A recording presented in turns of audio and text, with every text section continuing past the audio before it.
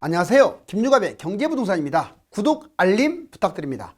집값 무서운 게 오고 있습니다. 모두 다 속고 있습니다. 똘똘한 한 채일수록 더 많이 미친 듯이 추락 중입니다. 불과 3개월 전만 해도 이 정도일 줄은 몰랐는데 부동산 시장이 생각보다 아주 심각합니다.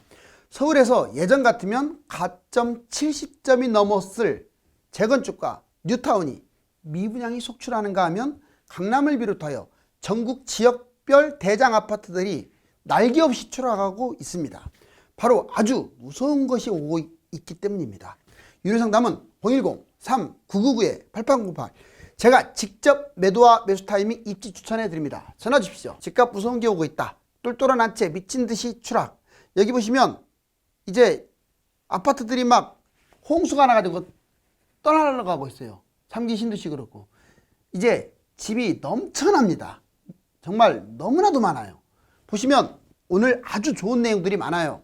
여러분들 실전에서 가장 중요한 내용들, 저는 형식보다 실질을 중요시 여기거든요. 그러니까 꼭 관망하세요.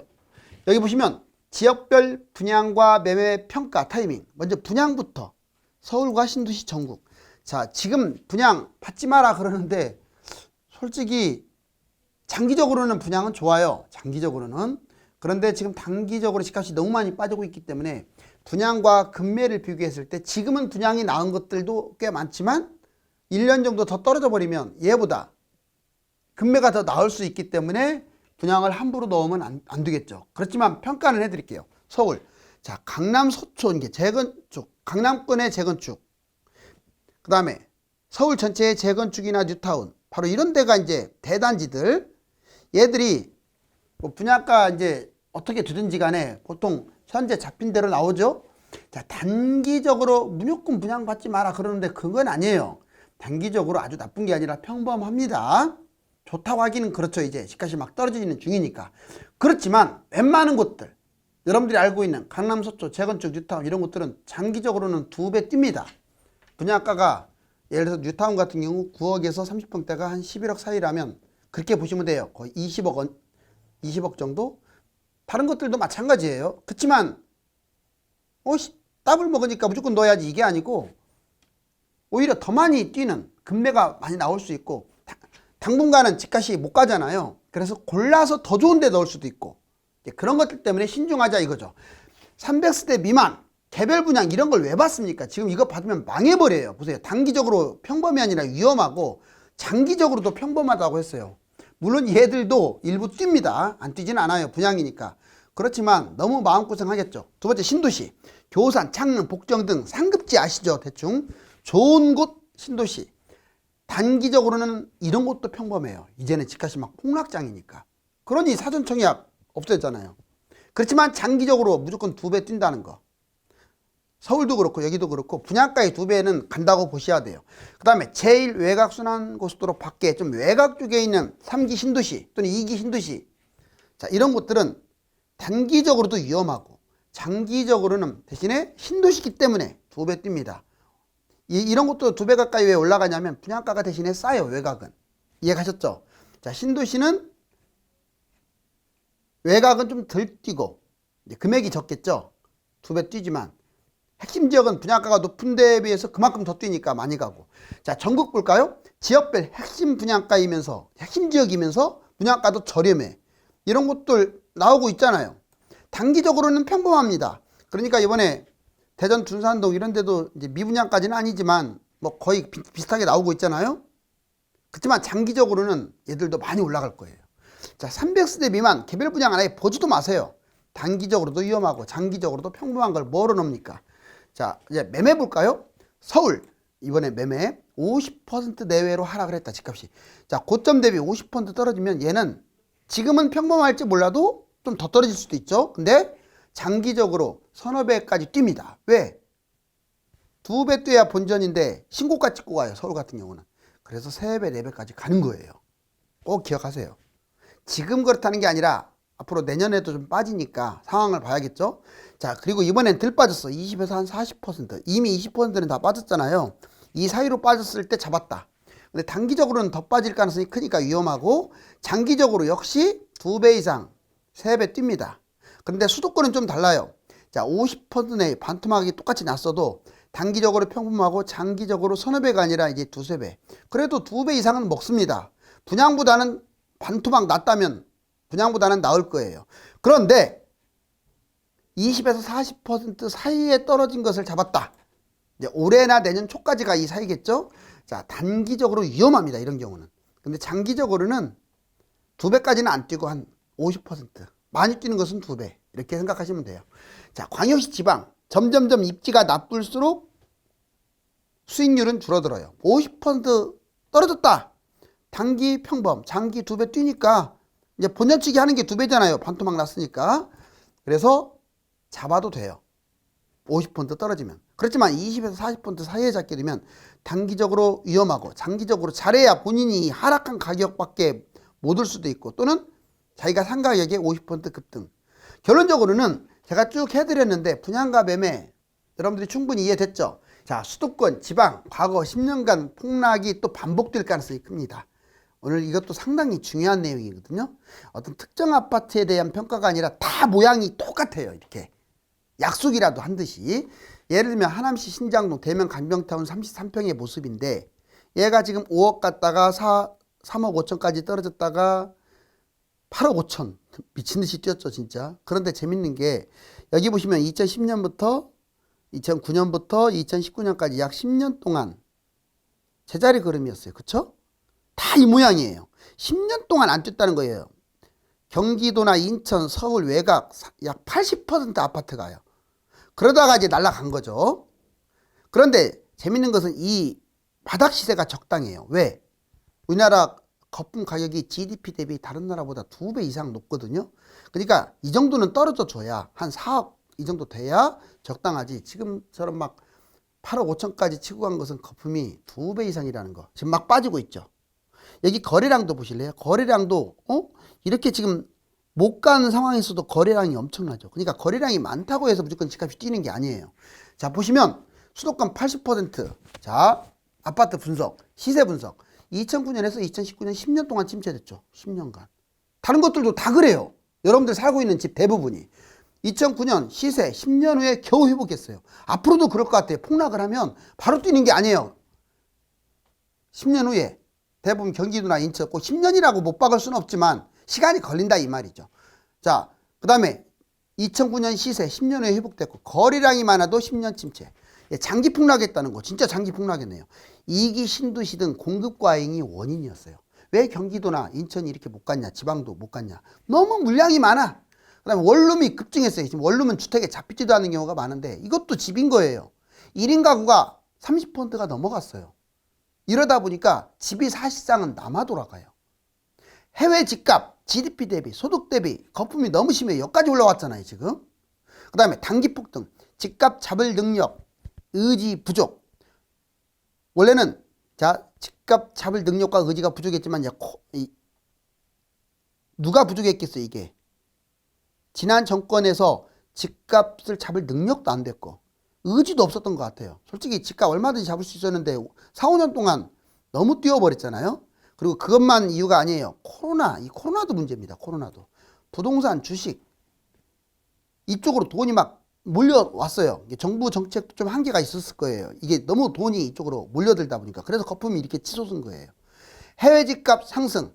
다른 나라 집값이 뛴 것도 우리나라 집값이 뛴 원인인데 문제는 세계 1위에 해당되는 폭등이라는 게 문제죠. 자, 아무튼 모습 잘 봤죠. 이번에는 부동산 매수 잘못된 판단, 정확한 판단 알려드릴게요. 이게 꼭지인데 자 2013년 바닥이 여기고 22년 현재 여기에요. 이렇게 내려왔어요. 이렇게 내려왔다가 여기 바닥 찍고 올라가네요. 이렇게.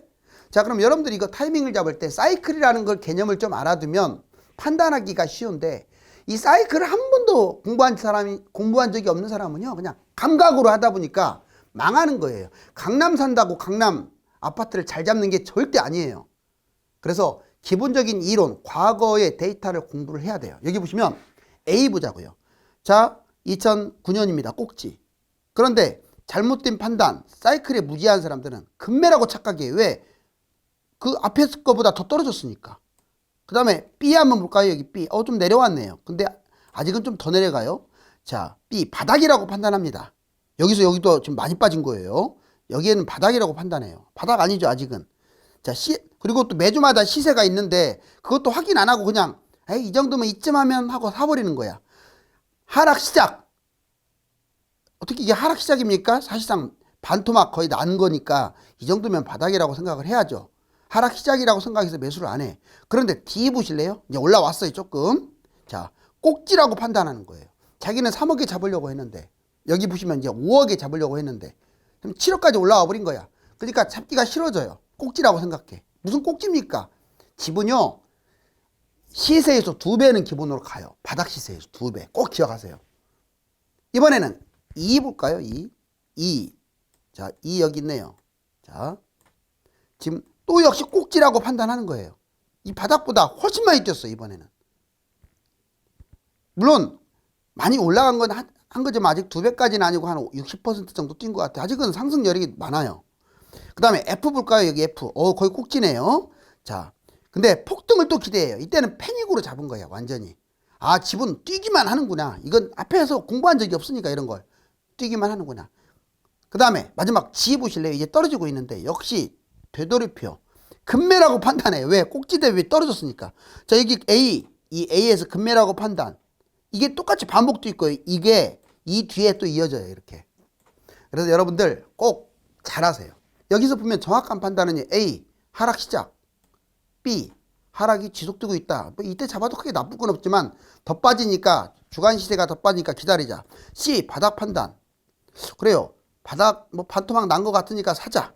D, 상승 시작.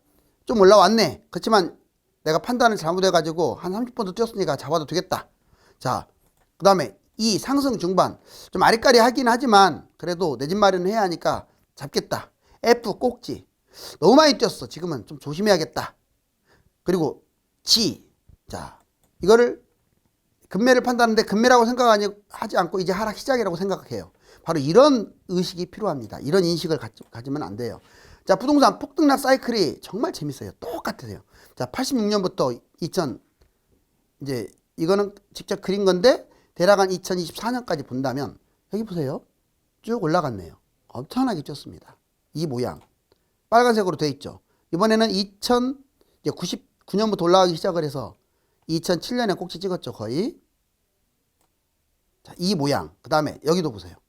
자, 바닥 찍고 지금 2013년부터 올라가기 시작을 해서 대략 21년이 꼭지입니다. 이 모양이 너무 닮지 않았어요, 지금 세 개가. 떨어진 것도 보세요.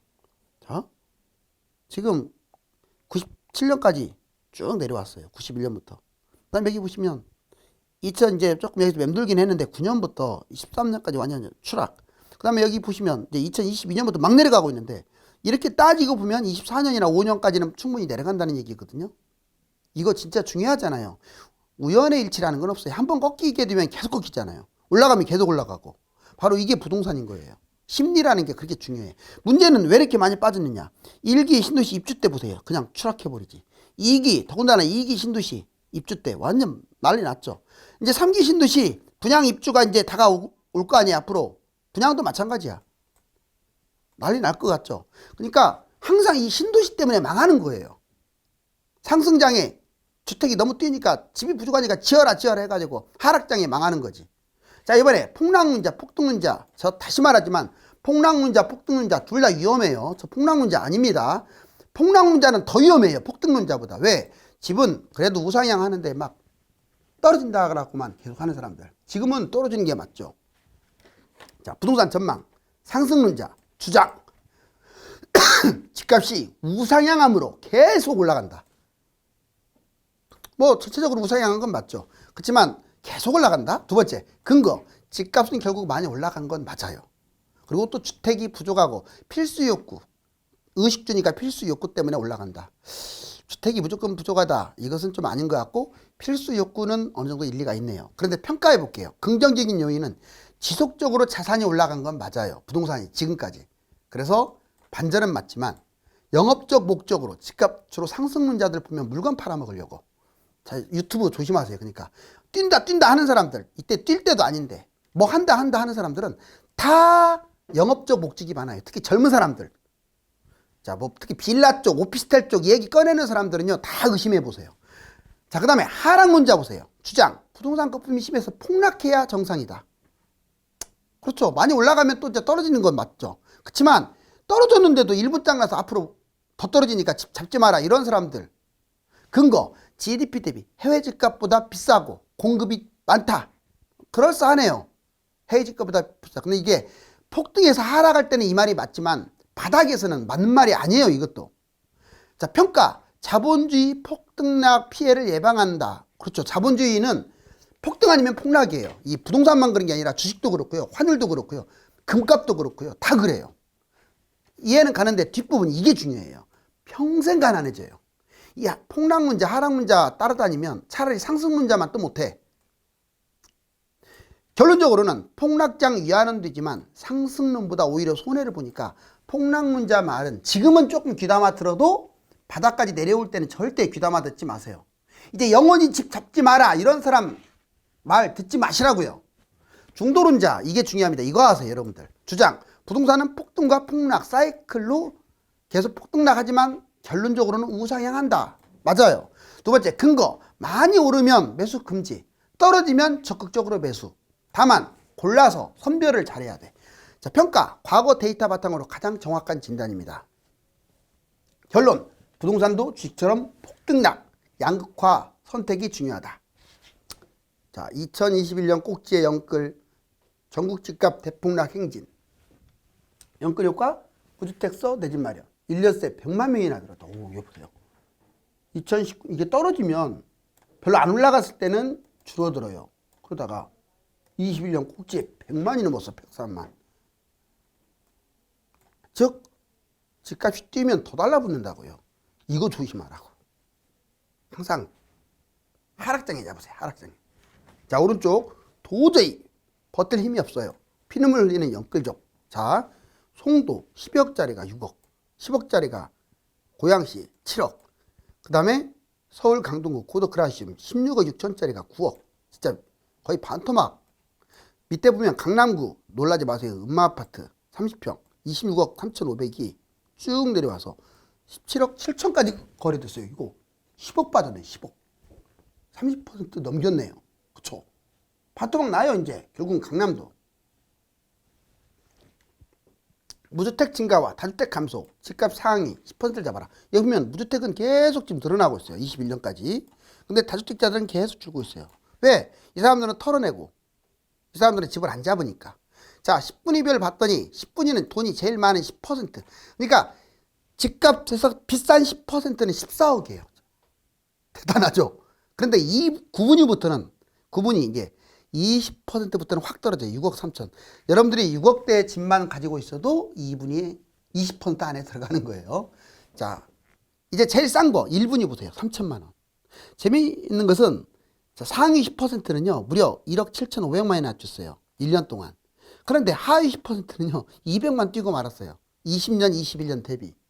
그러니까 결론적으로는 비싼 게 더 뛰는 건 맞아요. 자, 부동산이 얼마나 거품이 심하느냐. 네 가지 볼게요.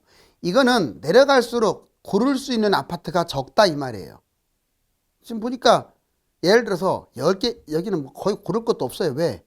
집값이 다 비싸니까 이때는 마음껏 고를 수 있죠. 내려올수록 거품이 심하다는 거예요. 이걸 HOI라고 합니다. 자, 가계 부분 통화량 대비. 이번에 보면은 통화량 대비 집값을 따졌더니 373%나 돼요. 그러니까 돈을 그렇게 찍어내는 것보다 훨씬 집값이 지금 여기 꼭지잖아요. 심하다. 이번에는 GDP 대비. 자, GDP도 많이 성장했지만 GDP 대비 315%. 지금이 꼭지죠, 이것도. 물론 이제 2022년은 안 나왔어요. 좀 내려왔겠죠. 자, 그 다음에 이번에 전국 중위권 가격, 파란 거 보세요. 중위권 가격이 내려오고 있죠, 이렇게. 22년이 찍혔으니까. 그리고 통화량하고 이제 나중에 만나겠네요, 이렇게. 지금 이걸 봤을 때 얼마나 지금 이 파란 선이 거품이 심한지를 알 수가 있어요. 미국 기대 인플레이션 지수 급등. 자, 여기 보면은 이번에 미국의 물가가 7.7%까지 내려오는 바람에 상당히 주가가 지금 계속 상향을 하고 있어요. 그렇지만 이거 조심하세요. 자, 이거 보면은 기대 인플레이션이 올라갔어요, 오히려. 그 말은 다음 달에 이렇게 쭉 안 빠지고 올라갈 가능성이 높다는 얘기예요. 주택가격 하락국, 주요국, 캐나다, 호주, 뉴질랜드, 스웨덴 아주 대폭락하고 있죠. 이렇게 꺾여지는 거 보니까. 우리나라도 여기에 지금 들어갈 수 있어요. 금리, 환율, 통화, 위안부, 집값. 여기 보시면 이게 집값이에요. 집값 여기 좀 이제 꺾이려고 하고 있죠. 이거.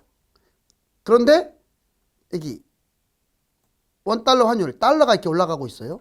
여기 보면 자, 금리 치솟고 있죠. 그러니까 결국 달러 가치가 뛰고 금리가 올라가면 집값은 떨어진다. 이번에는 이제 외환. 자, 쭉 돈을 계속 찍어내고 그렇게 되면 어떻게 됩니까? 집값도 같이 따라가요. 이렇게. 이 까만 게 집값이에요. 점점점 여기까지 올라왔죠. 역시 떨어지니까 같이 떨어지고 있죠. 이번에 서울에 60층 이상 또는 50층 이상 한번 보자고요. 자, 먼저 용산구 원효로 산호 47층, 그 다음에 49층은요 강남 대치은마, 미도, 그 다음에 압구정 3구역, 잠원동 신반포 2차, 영등포 여의도 공작 이런 것들이 49층, 그리고 50층 잠실중공 5단지 여의도 한양, 65층 여의도 시범, 용산구 이천동 한강매신 68층. 근데 이거는 지금 규제가 심했을 때니까 앞으로는 다 이렇게 갈 것 같은데요. 특별하게 어떤 문제가 없는 한은. 어떻습니까? 집값 계속 추락하고 있죠. 여러분들 중에 집값이 많이 떨어지면 매수하거나 갈아타려 하는 분들이 많을 것입니다. 김종갑의 경제부동산 유튜브를 지속적으로 시청하신다면 그 누구보다도 최고의 내 집 마련을 할 것입니다. 감사합니다.